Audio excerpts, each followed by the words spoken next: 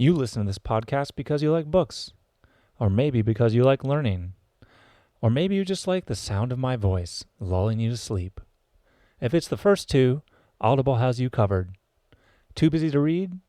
Driving and don't want to run into another dog? Audible is a huge library of audiobooks where people read to you like you're a kid again. And guess what? You can try it out for free. Just go to readlearnlivepodcast.com/audible to sign up for your free trial today. Extreme organisms, as their name suggests, that live on the Earth just in crazy places that humans would find deeply troubling, like hot vents at the bottom of the ocean or really high altitude snow fields or the cooling pools in nuclear reactors, battery acid, just a whole lot of places where we personally and other mammals would not like to find ourselves. And over the past few decades, scientists have kind of found that basically most places on Earth just have life.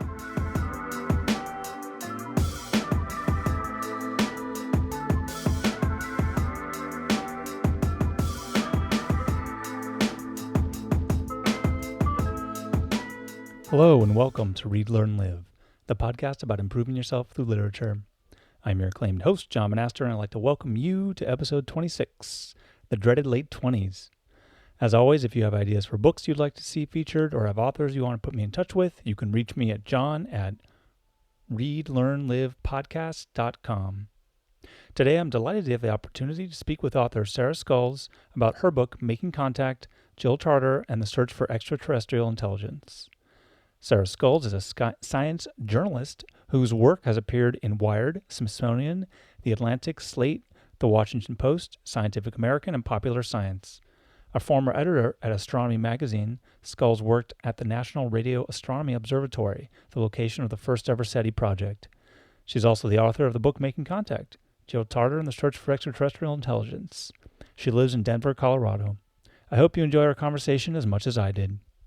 All right, hello everyone, and welcome to the Read, Learn, Live podcast. So glad you were able to join me today. I am here with Sarah Scoles. Sarah, say hello.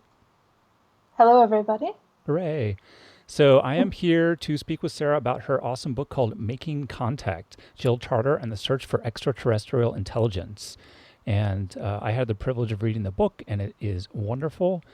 And so, Sarah, I guess I'd like to start off with making sure everyone knows where we're at. So why don't you just summarize the book for us quickly?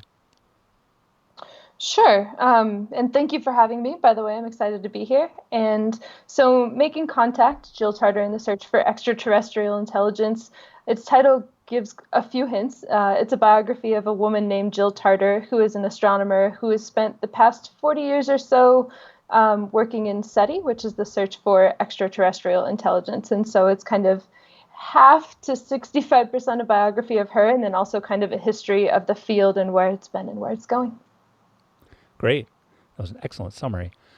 So, to start off with, I'd like to ask a couple writing-related questions. And, I think this book just came out, right? When was it released? It came out on Independence Day, 2017, Ooh, okay. July 4th. Mm-hmm. Well, just a few months ago then. So you've been working on it for years, I'm sure. So why did you decide that this was a project you wanted to undertake at that time?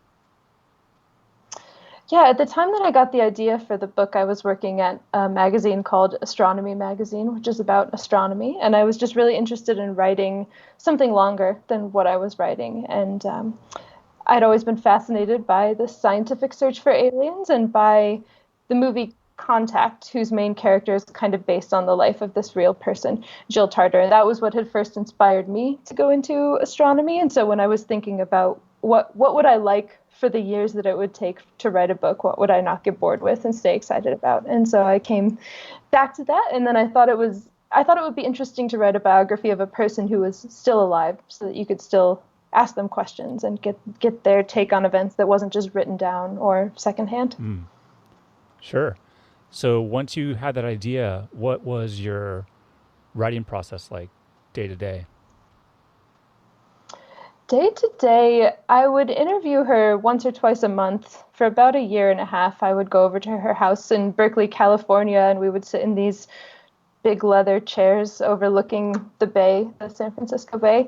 And she actually had a list of her top 100 moments in her life because at one point she was thinking of writing an autobiography. And so first we started going through those chronologically, which was really helpful. And we would look through her old photo albums or go through old scientific papers or file cabinets that were getting dusty in the office. And then I would go home and transcribe all that and make my notes make sense. And then I would see what things felt to me like scenes that I could pull out and kind of play out in the book, like you were writing a novel or something. Mm-hmm. And then I would do external research on that, like go back to old newspapers and try to find what people thought about it then, or look at old pictures of places and see what they looked like in the 70s so that I could try to recreate it. And then I would put all of that into one file and kind of arrange it into a very messy outline and then pull it together with words. I use the program Scrivener, which yeah, I've heard of it. I don't know how I would do it without it now. It's like having a bunch of Word documents open it at once without having to switch between them. Oh, sounds great. Nice plug for Scrivener. Yeah. So you did, what's that? I said they paid me, but okay. They didn't. So you did all this work, and this is a lot of work, and that I would argue that's a very methodical process. Was there anything about that was particularly difficult for you? I think it's always a challenge to try to recreate a scene that you weren't there for with enough detail that it actually feels like a scene and not just someone narrating a newspaper story. Mm-hmm. And so kind of figuring out how to do that and still make it be accurate, like not be making up dialogue or details that weren't there, as tempting as those things may sometimes be, was probably the most challenging part of it for me. Yeah, well, I think you did a great job, because I think that's part of the success of the book is that, and what I think makes science writing so difficult sometimes is that it can get very dense if you're not careful, and you were able to bring kind of, I don't know, that feeling of being there. And so that's kind of leads me to my next question, which is asking about this. This is a science-heavy book, clearly, and you're writing about lots of technical issues, but you do a really great job of explaining that. And, you talk about things like a mass spectrometer or how linked telescopes work. So how is it that you got to that point where you're comfortable enough with both the science and your ability to explain it? It's not easy, I don't think. When I first realized I was interested in that kind of thing and turning this difficult science into something that people who might not know they're interested in science actually want to hear about was when I was studying astrophysics in college. So that's actually my background is in the science first. Mm-hmm. And I was a tutor for an intro astronomy class. And so, kids would come in with problems, and I found that different explanations and things worked for different people, and certain stuff came naturally to other people or not to other people. And so I just had to try to learn to be kind of on my feet about being able to explain things in different ways for different audiences. Mm-hmm. And then when I got into writing, I think it's been really helpful actually to keep friends who are not in science journalism or in science, to kind of keep a sense of what people know in general and don't know. Because when you're inside of a world, it's really easy to think that like everyone knows what a black hole is, but everyone doesn't. A lot of people do. But so to just kind of have your finger still on the pulse of what's general knowledge and what actually deserves some kind of analogy that people can make sense of in the real world. And so I just try to remember what those things are that people might want a little more hand-holding on, and then to try to make that entertaining. I actually had, when I first started writing the book, it came naturally as I worked on it more, but I would do a percentage word count for each chapter of how much was personal stuff about Jill Tarter, how much was scientific explanation, how much was super technical, how much was historical, and to try to keep it just balanced so that people who are interested in any of those might not get bored. It's an interesting way of doing that. So did you have a preferred ratio, or was it you were literally trying for a third between those three? I was trying for more of the personal stuff, personal and historical. Mm-hmm. Maybe 60 to 75% that, and delving in shorter bursts into the scientific and technical stuff. Okay. So yeah, you spent a lot of time on how to communicate your ideas to people that maybe didn't already have that information. What was there anything that you learned or that surprised you while you were writing?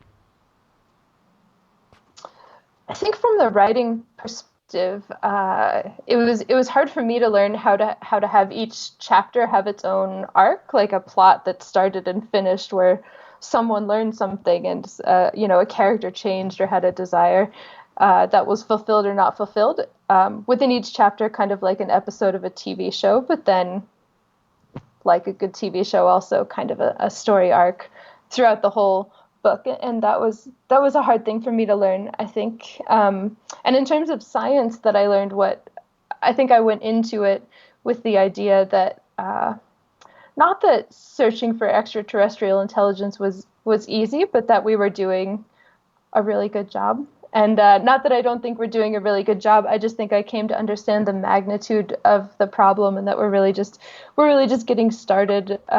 We don't know anything about how, if they exist, they might try to be communicating with us. And I think I just really grew to appreciate the scale of the problem as I was writing. Mm.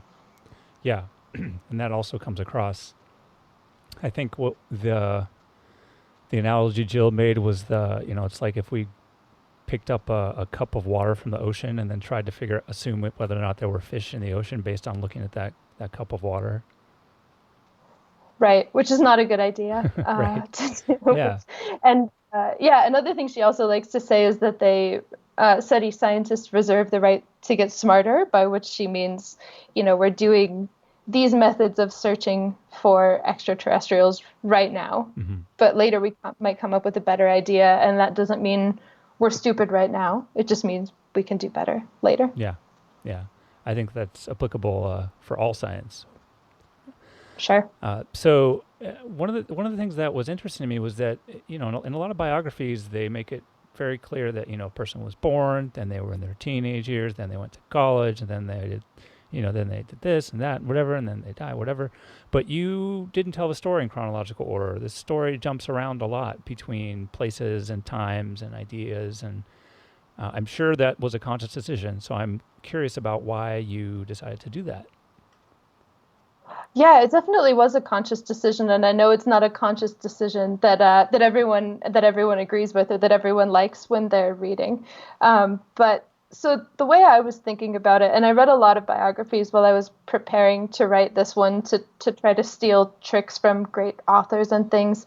But a lot of the biographies that are out there are of people so famous or so historically important that you kind of can just say, here's a set of things that happened to a person between when they were born and when they died, in the order that without kind of shaping a narrative exactly, because those things are important just by virtue of who this person is. Like if I wrote a biography of Justin Bieber, I could say what he had for breakfast and yesterday, and people would find that interesting.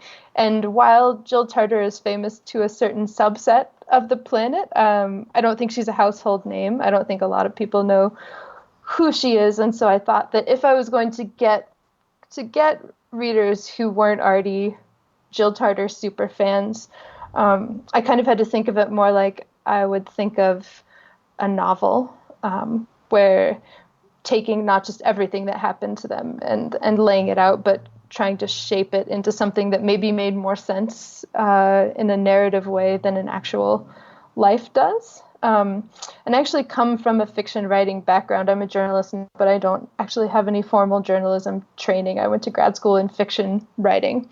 And most short stories and novels, at least the ones I've been reading lately, don't really go in chronological order. There's a lot of flashbacks or flash forwards and foreshadowing and, literary technique. And so I wanted to try to put that to use in a nonfiction format. Sure. And it came across well, I think. So, okay, let's talk about Jill and SETI a bit. So, again, maybe assuming for people that don't know Jill and don't know really what SETI is at all, who's Jill, what's SETI, and how are they connected? Those are very big Yeah, questions. it's the book, right? But Uh, yeah, right. So Jill Tarter is an astronomer, a radio astronomer. So she studies radio waves that come from space. A lot of astronomers study visible light waves that come from space, the kind that we can see, but lots of stuff in space also emits the same kinds of radio waves that your phone transmits and receives, or that radio stations transmit and your car radio receives. And so she started out doing that, and then at a certain point in her career, in her early career, she became interested in how you could search for radio transmissions, not from supernovae or black holes or things like that, but from extraterrestrial civilizations. And her thought, and the thought of people at the time and since, has been, we communicate a lot using radio waves, and so it makes some sense that other species on faraway planets might find that a convenient way to communicate also with each other or with us. And so using the same kinds of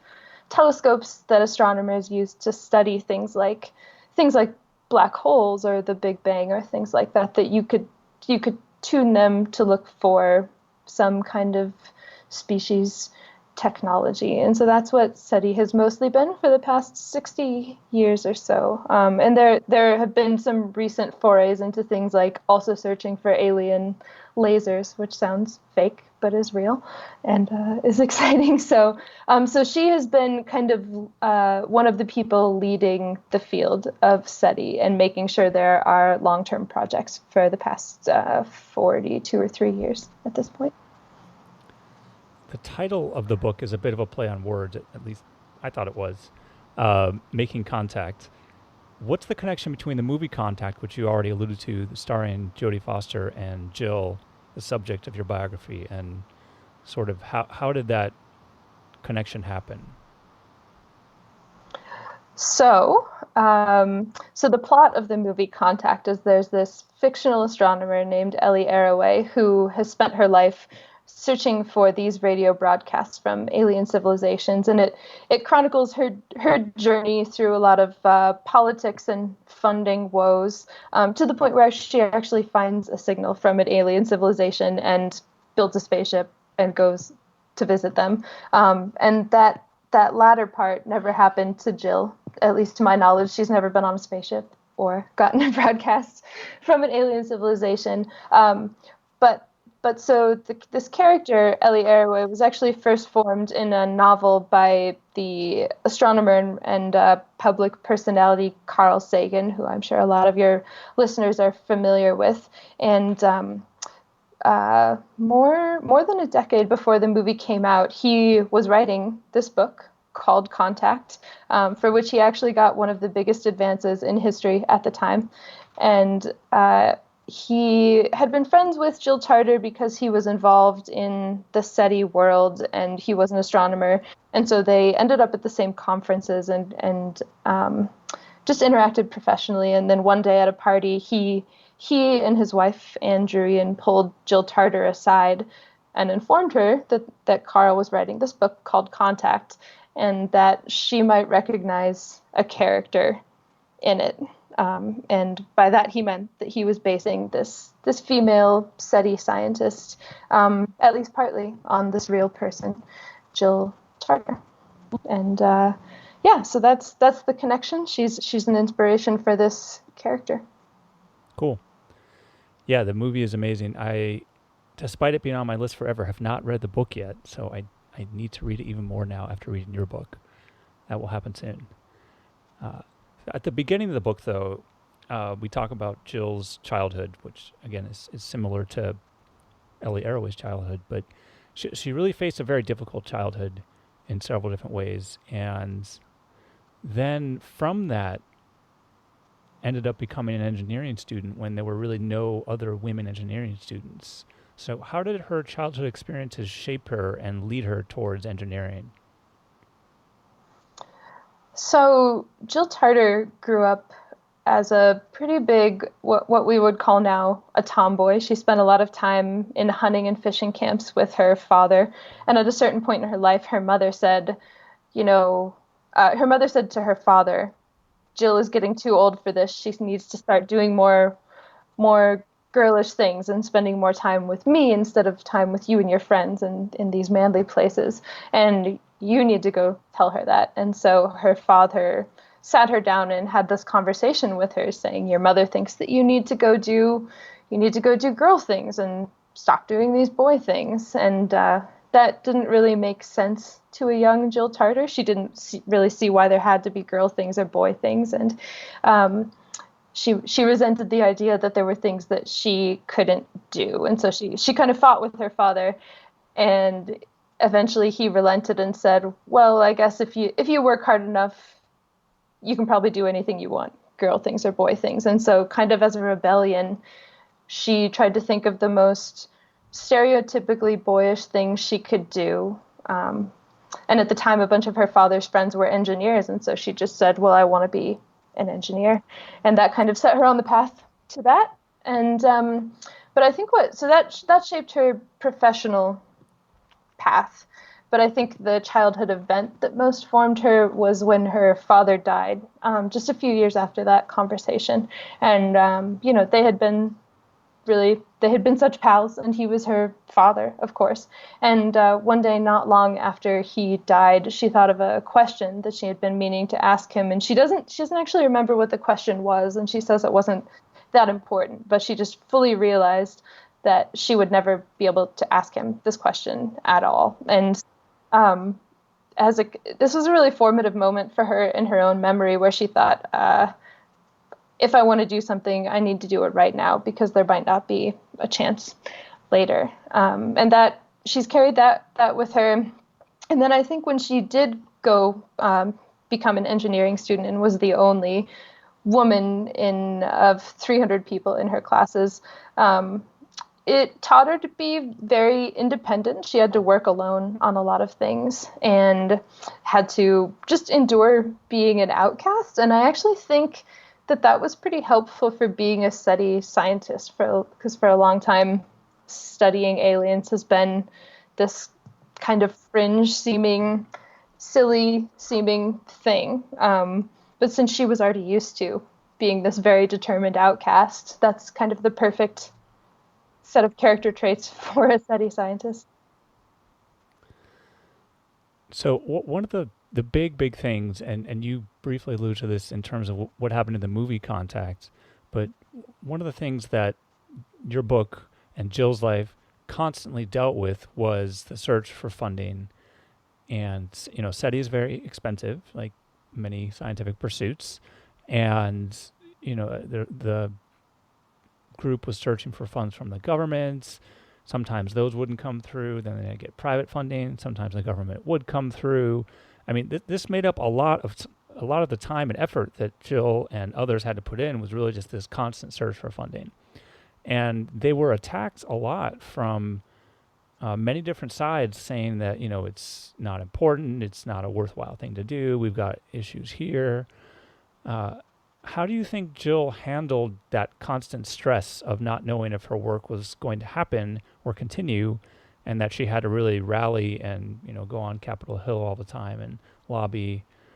How did she handle all that? And then why do you think that vigorous debate still stands to this day? I mean, it seems like from what you were talking about, it's still a constant concern, even as a lot of people have seen Contact and people feel like this is important.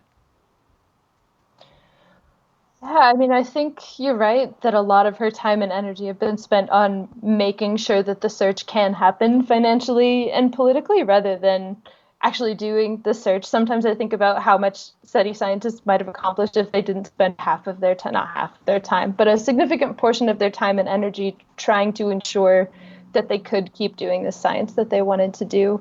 And I think what has kept her going is a legitimate belief inside of herself, an intrinsic motivation about how this is a worthwhile pursuit for humans. That she says a lot that, this is the first time in history that we've been able to investigate one of the questions that humanity has been interested in probably since humanity has existed, and it's taken different forms. In cave people probably than it would in modern day society, but this is the first time we've had the tools to actually try to answer it. And I think of it kind of like a low probability, high consequence thing where at any given time there might not be a significant chance that she would find an answer to the question, are we alone? But if anyone ever did find an answer, that would probably be one of the most significant discoveries in human history, at least in my opinion, and definitely in Jill's opinion. And so I think just keeping that that set of stakes in her mind has helped motivate her through a lot of it. And then from the more practical side, at least in modern times, a lot of scientists are on what they call soft money or grants, where they're kind of always also struggling to do the things that they want to do. And so at least in the past while, and probably for decades, that's been a concern of most scientists, whether they're doing SETI or not.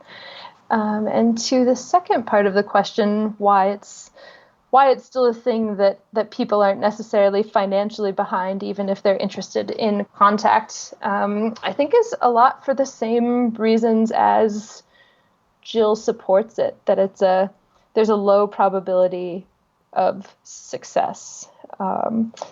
There's no saying that we're ever going to be able to answer the question, are we alone? There's also no saying that there is any other set of biological beings out there in the universe. We just don't know. So we could, put in hundreds of trillions of dollars over centuries and still come up with nothing. And I think a lot of people and politicians feel like that's just throwing money in a giant pit when, we could build new bridges or find new crops to feed people. And the more immediate problems that have immediate solutions are a much safer bet. So we briefly talked about Jill being the only female engineer when she started studying that in school. And you wrote about an incident when she went to the American Association of University Women meeting. And you wrote about how basically it was the first time she walked into a room and had been surrounded by that many women, period, let alone that many with PhDs.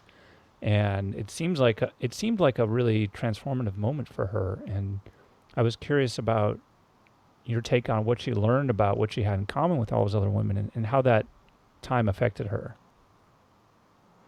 Yeah, I think it was a really transformative moment for her.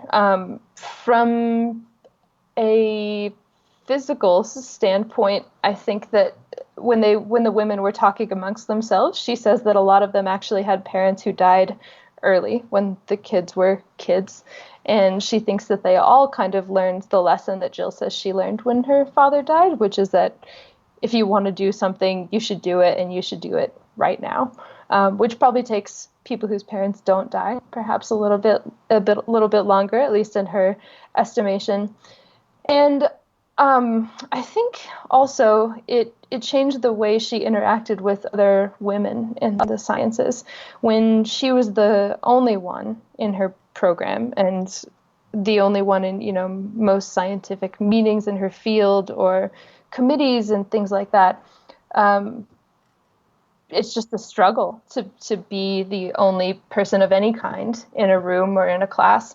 And that kind of builds up this tough outer shell. And also, in a lot of instances, makes women competitive with each other, because it seems like there's only room for one. Like, I'm the woman, and so I have to be the best woman, and there's no room for you at this boardroom. And that meeting is where she kind of felt like she got rid of that feeling. Like, maybe they had all been through this bad set of circumstances where it was always a struggle, and maybe they could work together to not have it be that way, instead of competing with each other to ensure that they could continue to be the only woman in the room.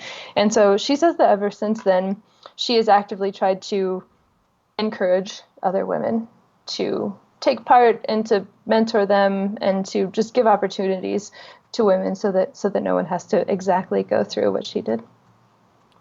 Yeah, and from that, you later on in the book, you speak with other women scientists. You sat down, you had a conversation with 3 generations of women, and it seemed like they were telling some of the same stories that Jill told, or at least some of their experiences were similar. And this is potentially too huge a question to answer, but I'm just curious as if you had any thoughts about why that was, why this is still happening, and maybe this is more particular to astronomy or certain areas of science than others. I'm not sure, but it just struck me that they had such similar issues. Yes, it is surprising, or maybe not surprising, but disturbing that a lot of these women, including ones who are in their 20s or 30s, are still sometimes the only woman on a committee or the only woman on a project, and still kind of struggle to be heard and taken seriously in a room of men. And a lot of the discrimination that occurs now is a little less overt than it was when Jill Tarter was coming of age in astronomy, but it's definitely still there according to these women, and in my own observations. And I think part of the problem is, I mean, it takes a long time to change a society. Not that I'm excusing society for not changing, but the people who are at the top now and the people who are in charge are the people who grew up in Jill Tarter's generation and grew up with one woman in the room, one woman on the committee, and so are kind of just replicating perhaps what has gone on before. And I'm sure that's not the whole thing, and I don't have a solution for society, unfortunately, although I would love to deliver it on this podcast right now. What a scoop. But that would be amazing. And I think it's slowly changing. Jill often says the thing about how a bunch of people just have to die for this to change. A bunch of people who did grow up with more women in class and in positions of power and things like that. And I think to some extent it's brutal, but it's probably true. Do you have a solution? I sure don't. I just know that it's definitely something that's coming up again and again in different. It seems like all over every sector of the economy, all the different parts, entertainment, business, science, whatever. It's a problem, and I guess it's interesting that it seemingly is becoming, or at least there's much more transparency, even this year, about it being such a problem, and that's, I think, an important step. But airing out the problems and solving them are 2 different things. So. Yeah, I might also agree with Jill there. There's a lot of systemic stuff that's not going to be quickly going away. Right. So more about her personality, though. So it's interesting you brought up kind of women sometimes felt like they might need to like fight against other women because there was only one woman allowed.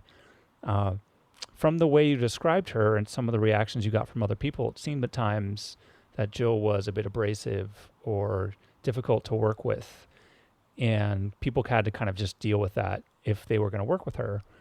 And so I was curious to learn how she developed that style, or why do you think she developed that style? And, from reading other biographies, it seems like a lot of other successful people are also that way. And I was wondering if you knew or had any ideas about why.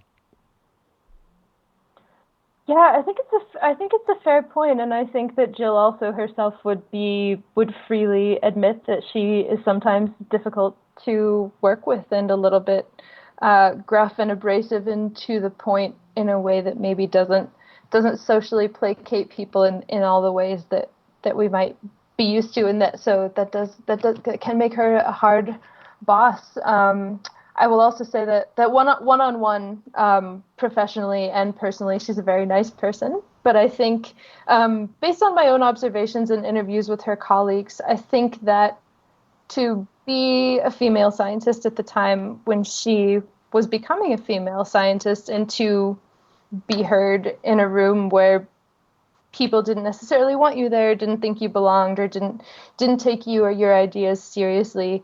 You just had to be very hard and stern and not back down. And I think that, I mean, who's to say how much of that existed in her personality naturally and led her then to become this first woman who did this thing, and who's to say how much the situation formed her. I'm sure it's a combination of nature and nurture, but I think I've seen it a lot. Also, I do a lot of interviews for my job, which is writing magazine articles mostly with scientists and other female scientists of her generation. Also, I find I have to spend the first third of the interview kind of breaking that down a little bit and getting to the slightly more personable side. And so I think it's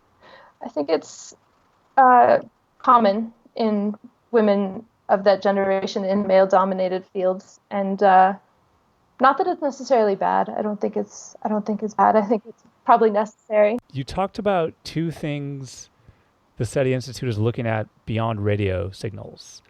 You talked about exoplanets and you talked about extremophiles. So just to briefly, to keep that ratio strong, what are those things and why are they so important?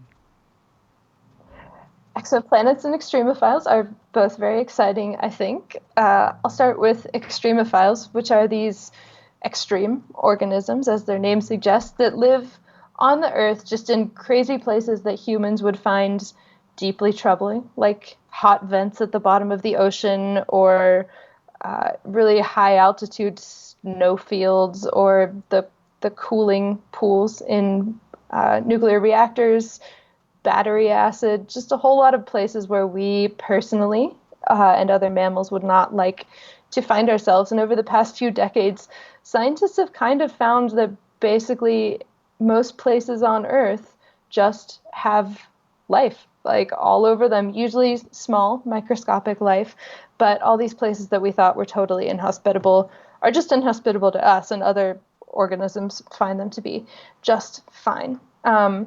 And that is important to the search for extraterrestrial intelligence because it means that aliens could live on a whole host of planets and circumstances that we thought would just be gross and wouldn't have even thought to look at if we knew that, like, oh, that planet is all volcanoes or all deep ocean vents, something we might have written it off. But now that we know that life on Earth can live there, so why couldn't life live on another planet like that? And so then that, in combination with exoplanets, which are planets outside of our own solar system, in the past just couple of decades, really, astronomers have found thousands of planets, mostly using a telescope called the Kepler Space Telescope, which has really just been working for, I don't want to get the year wrong, for not very long. And it's found thousands of exoplanets, and based on what we know, it's like there are more planets than there are stars in our galaxy. And so basically we know that every star that's out there is a solar system. It's not just a star. And so there are just so many places where life could live. And if we know that even the ones that seem gross could have extreme life, then that just really opens up a lot of possibilities that a few decades ago astronomers didn't know existed. Yeah, it makes sense. So you said that there were at least as many planets, exoplanets, as there are stars in our galaxy. Do you have a rough guess for stars in the galaxy? They recently revised the count, but in excess of 100 billion. Yeah, okay. Very large. A lot. Yeah. Yeah, big numbers. Jill seemed worried about her legacy at one point, and she was watching other people get ill, some of her friends. What was it like for her when she was diagnosed with breast cancer, and how did she approach fighting the disease? Yeah, when people around her started to get older and get sick, it gave her a lot of thoughts about her own mortality, and specifically also her own intellectual mortality, like what happens when you get old and you can't have this scientific life that you had for your whole life before that. And so other people's illnesses and deaths gave her a lot of these thought spirals. But at least when she was talking to me about her own illness, her breast cancer, she was just very pragmatic about it. Like, here's the thing that happened. I got breast cancer. I spent a lot of time going to radiation and chemotherapy, and then it was gone. And I think she either just distanced herself from the emotions in an interview with me, which is possible, or when it was herself, she took a very pragmatic attitude toward it and pushed all of her existential thoughts onto other people. What are the first and second SETI protocols, and how did Jill feel about active SETI? Well, the first SETI protocol is a set of procedures that the UN has adopted for what a scientific institution should do if they do discover some kind of broadcast from an extraterrestrial civilization, which basically say that they should try to confirm that it actually comes from aliens and not from somebody's spy satellite or something like that. They should get observations of the signal from around the world, other observatories who can also confirm that, and then they should notify other astronomers and governments, and immediately after that notify everybody. So it's just a way for them to try to get out information responsibly. So not say they found aliens too early when they haven't actually for sure, and also follow up and prepare other astronomers to be able to answer people's questions, because presumably if that call from ET ever comes, people are going to have a lot of questions, and they want it to be reported responsibly. So it's that, and then it's also an attempt to make sure that no one is able to cover it up, which no one has ever tried to do, but just to make sure the information gets out there. And the second SETI protocol is about how to decide whether we ourselves should send a broadcast into the cosmos that some alien civilization might find, and an attempt to define a set of procedures, either saying we will not send out our own Encyclopedia Galactica unless a bunch of people agree that we should. And there's debate about whether we should get that consensus about broadcasting before broadcasting, or whether people should just be allowed to send messages, like whether you should be able to go into your backyard and tell aliens what you think. And so there's debate about that in the SETI community. And how did Jill feel about all that? Jill is very interested in finding out what other people think about all that first, I think. But she thinks that our past attempts to send messages, and there have been a few astronomers have sent some broadcasts from radio telescopes, and then a couple of spacecraft called the Voyager spacecraft had these things called the golden records on them, which are really golden records with messages to any aliens that might come across our space probes. And she thinks that those were very limited in what they conveyed, and involved a really narrow set of people deciding what we should send into space. It was just really a few scientists deciding how humans should represent themselves. And Jill believes that if we are going to represent ourselves to ET, we should find a way to really represent ourselves, the good stuff and the bad stuff, and not just people in the U.S., not just men, not just women, not just white people. Get everybody together and figure out something to say, which sounds exceedingly difficult. But beyond that, she actually is not really in favor of broadcasting now, not because she thinks that an alien civilization will come attack us and steal all our oil or anything, but because she thinks we don't have the maturity or money or technological capacity to keep it up for 10,000 years. And because the universe is so big, stuff is so far away, nobody might be watching right now. She thinks it should really only be a long-term project and not just something we kind of do here and there. And so she thinks we're not there yet, and we shouldn't do it till we are. Makes sense.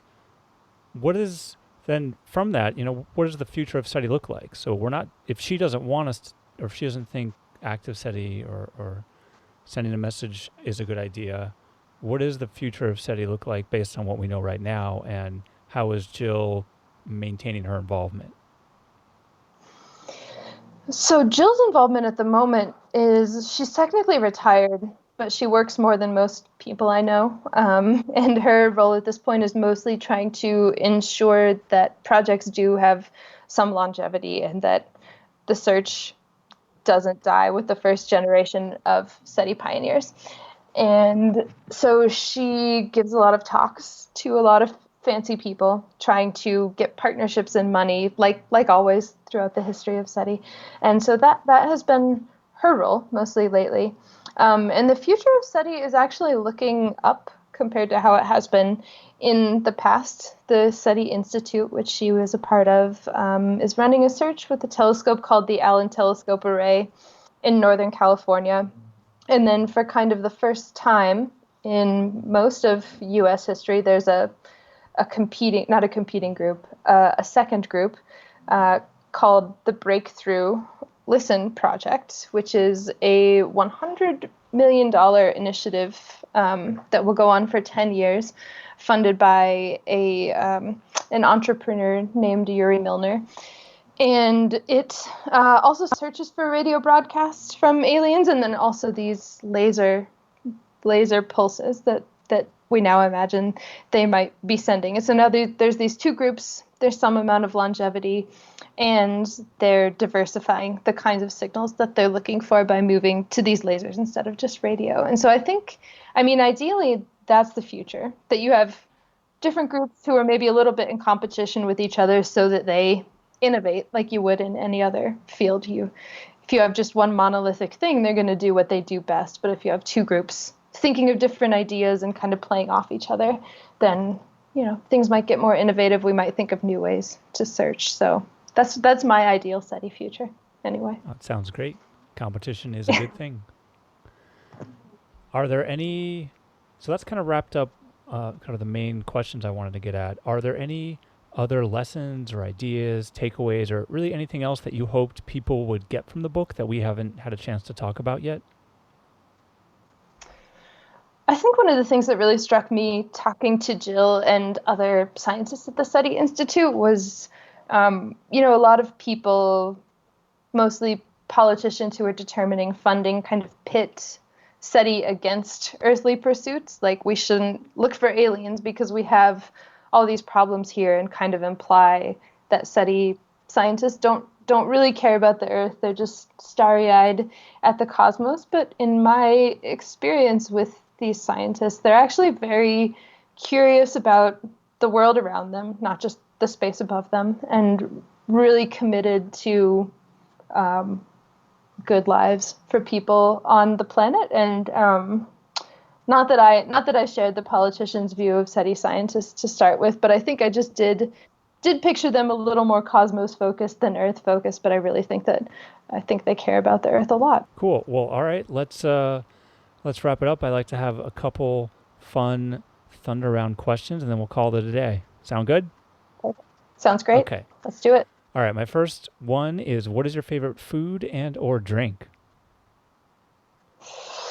So I really want to be very cultured about my answer, but when I think about my favorite food, where if somebody asked me, what would you eat for dinner every day if you had to eat one thing for the rest of your life, it would honestly just be like pepperoni pizza. And this is also kind of a boring answer, but I like coffee a lot. Yeah. And I drink a lot of it when I'm writing. So I think it's delicious and helpful for my career. Well, that's very important then, because without coffee, we probably wouldn't have gotten the book. So we can thank coffee. Where's your favorite place you've ever been? Ever been is hard. Yeah. And I know this is a hard thunder round. I recently moved to Colorado, actually, just after I finished writing the book. And I've been enjoying exploring the very high mountains that are here.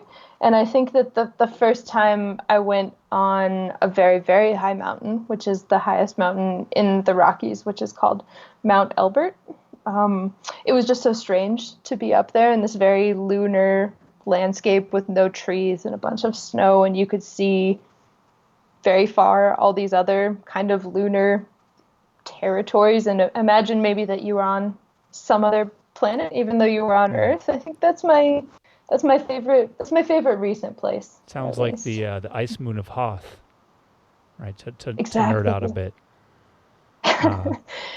Which is everyone's favorite place, Everyone's right? favorite place. I'm glad you made it back.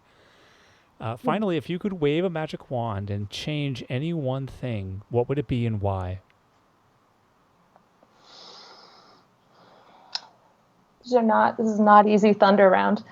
So I'm a journalist, so I can't be political, but what I will say is that I think it would be really great if there were a magic wand that could put everybody in a given person's shoes and just be able to really imagine what life was like for a specific person or a specific kind of person, so that maybe we wouldn't all have to have internal empathy if we could just experience the world the way other people experience it. I think it would be useful for the world. Agreed. That's what is it, Freaky Friday or something like that, right? We'd have to organize something like that on a regular basis for people. That would be interesting, for sure. That would be. We could all move to Hoth or be very Freaky cold. Friday. Oh man, I'm from LA. I do not want to imagine Hoth. I want it to be warm, warm. All right, but on that note, we'll wrap it up. Sarah, it's been a pleasure. The book is Making Contact, Jill Tarter and the Search for Extraterrestrial Intelligence. It's great. Go buy it. Go read it. Sarah, thanks again for taking the time. Thank you for having me. It was awesome. Thanks so much for listening to this episode of Read, Learn, Live. If you liked it, tell a friend and subscribe on iTunes and Google Play. If you hated it, tell a friend and subscribe on iTunes and Google Play. And so it goes.